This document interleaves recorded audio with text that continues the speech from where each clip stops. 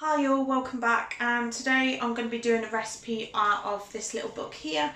So this is the wartime cookery book. I will show you the right way round afterwards, and it is going to be the minced beef roll out of there. So let me just jump forward and we'll show you. There we go. So this little book I picked up from the Black Country Museum at the weekend. So it is a reproduction. So what I will be doing is I will be doing the recipes out of this. So probably every once every week or every 2 weeks. So today I will be doing this one here. So this is why I've made the suet pastry. So I'll attach the suet pastry recipe in a minute. So we'll need some minced beef with potato and onion. So I've got the nice little tins here. It does say in the recipe as well that you can use tin beef, may be an option, and I've also got my suet.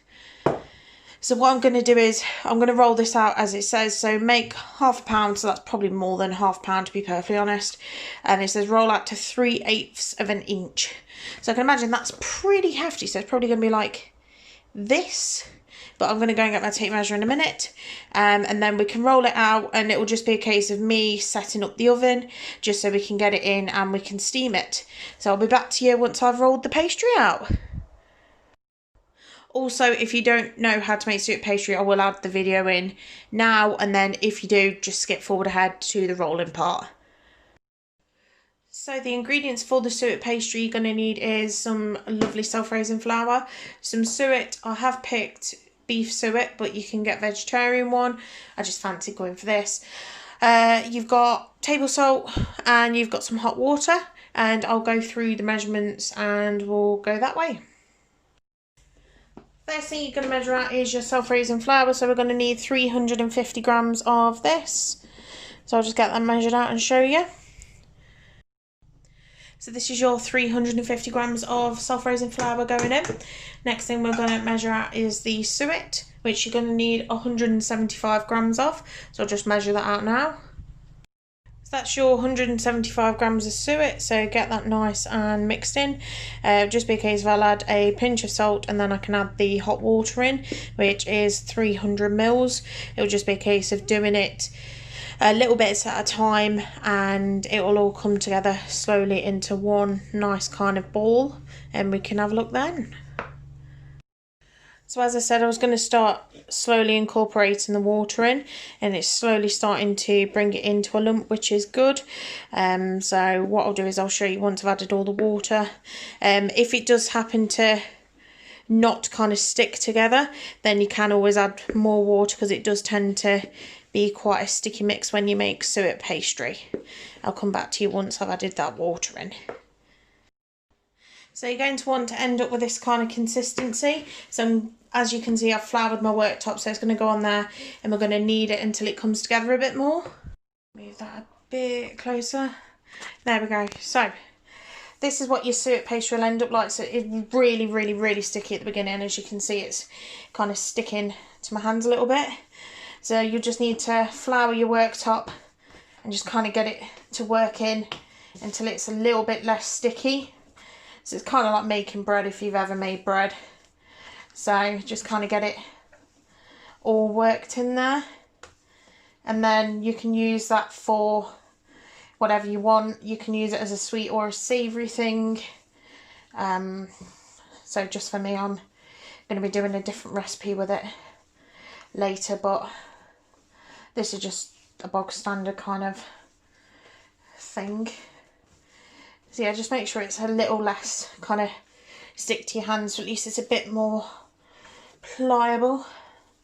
Probably need, how sticky, you probably need a little bit more, to be fair. And then what you're going to do is you're going to either roll it out if you're using it straight away, or you can wrap it in cling film and put it in the fridge until you need it. So that's pretty much it. So I'll come back to you when it's all kind of a neatish, when I'm pouring it in my bowl, and we'll go from there. So that is the pastry pretty much done. As you can see, my fingers are pretty much clean, which is fantastic, which means it's stopped absorbing. So it'll just be a case of I'll fold them in, and then I will get them in to my bowl. So yeah, you can just pop them in, And then that'll be it then. So that's suet pastry all done. So first thing you're going to want to do is to get your surface floured.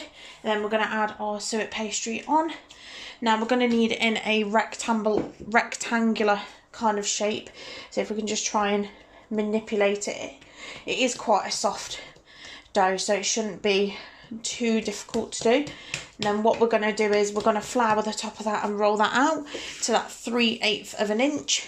What I have also done is I have also preheated the oven to 180. Normal is be 160 fan, and I think it's gas mark 5. So I'll just show you guys what I'm doing. So this is what I've done so far. So I put a nice little tin in. So this has got my water in for the steam. Because I don't have a steamer, I'm creating my own steam bath. So just in case the water will heat up and cause the steam in the oven.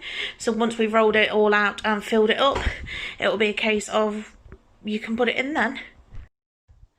So this is your pastry rolled out to 3/8 of an inch or just under a centimetre. So it's at 0.95 I think. In terms of the next step, it says to spread thickly with fresh minced beef mixed with a little chopped potato and onion. So as I said, I'm going to use minced beef and onion. I'm not going to put potato in it because I just can't be bothered. So we'll get that smeared out and then I'll show you how it looks. So that is my minced beef and onion all smeared out. So next step is literally going to be to roll it. So I think, to be perfectly honest, I'm going to end up doing it like a jam roly-poly. So end up doing it kind of round. So if I can try and reach, I think I'll end up doing it something like this. Now, I don't know if that's right or wrong, or because there's not a lot of... there's no instructions, so we're just going to go from there, and if it does end up spilling out, then I'll just end up filling the ends in, then we'll fold it up, and then we'll put it into steam. So that's that all rolled up into kind of a rollish shape. So this is going to go in the oven for 2 hours. I have reduced the oven temperature down to 130, so that'll be 110 fan.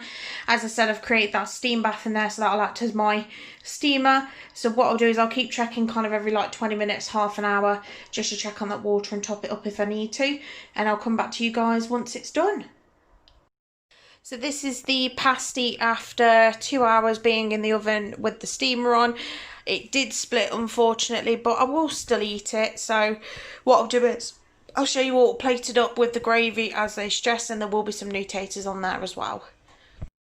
So that is the suet pudding out the oven, and it's got all the gravy and everything on now. So that is it, literally all done.